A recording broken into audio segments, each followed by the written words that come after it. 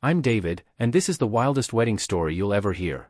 At my sister-in-law's wedding, I stood in Belmont Country Club's opulent foyer, feeling like an uninvited guest at my own family's event. Crystal chandeliers cast glimmers, marble floors mirrored my unease, and white orchids screamed extravagance. Hannah, my wife's sister, spared no expense, using my money. Laura, my wife, clung to my arm in her emerald gown, her smile as hollow as the event's warmth. "Look happy," she hissed through perfect teeth, her voice sweet but cutting. "Hannah's stressed enough." Hannah's stress? She was burning through funds I'd provided, treating me like a walking ATM. I'd sign checks for this circus without a say, expected to bankroll their facade. The receiving line was a masterclass in social chess. Hannah, in a gown worth a luxury car, glowed beside her fiancé, Ethan, who looked like he'd rather be anywhere else. Laura's parents, George and Margaret, soaked up praise for a venue they didn't fund. I'd covered it all, unasked, just another invoice in their entitled world. "There's my sister." Hannah's voice grated, her smile icy as she eyed me. "And him. Not David, just him," like I was baggage Laura dragged along. "Congrats," I said, offering my hand. She ignored it, sneering, "It should be perfect, given the cost." Her laugh dripped disdain. "The flowers alone cost more than your little shipping outfit makes monthly." My little outfit, Harbor Logistics, had propped up their failing Fairchild Enterprises for years. Laura's grip tightened, signaling silence. George appeared, chuckling nervously. "No business talk at a wedding." Hannah pressed on, louder, ensuring nearby guests heard, "He doesn't run anything. Let him eat with the staff." Laughter erupted, cousins, Ethan's friends, all amused. George tittered, Margaret sipped her champagne. Laura, my wife of 10 years, who vowed to stand by me, said nothing, her smile frozen like she was posing for a photo op. The betrayal cut deep, a public gut punch at a family celebration. Time slowed. I could have listed every bailout, $50,000 for Hannah's boutique, $200,000 for George's crypto flop, $150,000 for Margaret's art gallery farce, but I held back. Instead, I smiled, not the practiced grin I'd worn for years, but a sharp, real one, the kind you flash when you hold all the cards. I pulled out my phone, sleek and professional, the tool of million-dollar deals. The room buzzed with cruel glee, guests whispering, smirking. I scrolled to Victor Lang, lead investor in the $25 million merger tying Hannah's wedding to their business dreams, a deal anchored by my company. 3 words, calm and final: cancel the contract.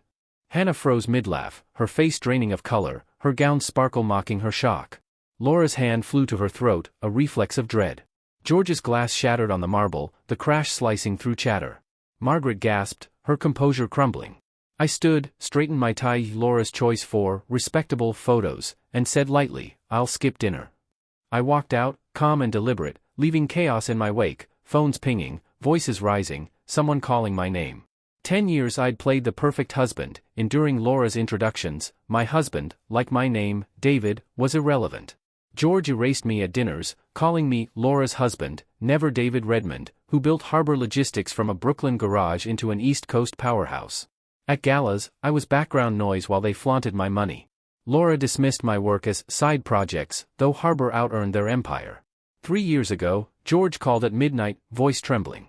Fairchild Enterprises teetered on collapse after his reckless bets, tech scams, fake green projects, a crypto crash. $18 million, he begged. I delivered, not just with funds but by restructuring their supply chain, securing investors, and saving their brand. When the deal closed, George took credit in a glossy press release, my name buried as advisor. Hannah's Forbes interview praised family strength, erasing my role. I'd built North Star Holdings in secret, a $350 million web of tech, energy, and logistics firms. While they mocked my side projects, I funded startups revolutionizing delivery, cutting costs 25%. CEOs sought my advice, not George's. At conferences, I was David Redmond, logistics titan, not Laura's husband. My portfolio, AI logistics, renewable energy, manufacturing, created a self-sustaining ecosystem, each success amplifying the rest. Hannah's engagement to Ethan wasn't love, it was a merger.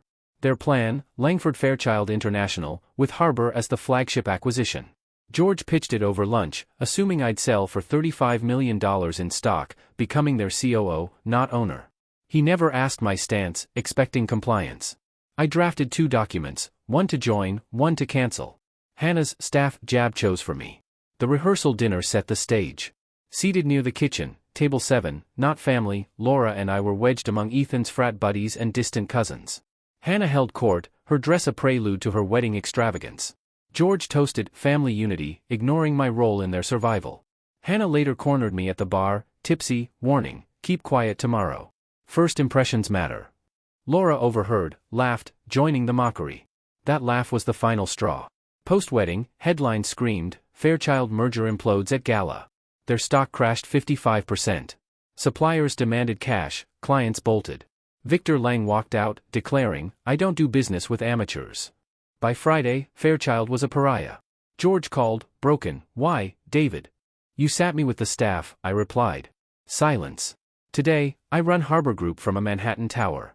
Post-IPO, we hit $1.8 billion. Laura's gone, back with her parents after our divorce. Hannah's boutique folded, she sells shoes at Macy's, a poetic twist. Margaret's gallery shuttered, George faces lawsuits. I'm no shadow, I'm David Redmond, who walked away with their empire, one call at a time. My office overlooks Belmont, a reminder of the day I stopped being their ATM. North Star Holdings now spans 15 states, 100 firms, and CEOs call me for guidance. The Fairchilds thought they owned success. I showed them it was mine all along.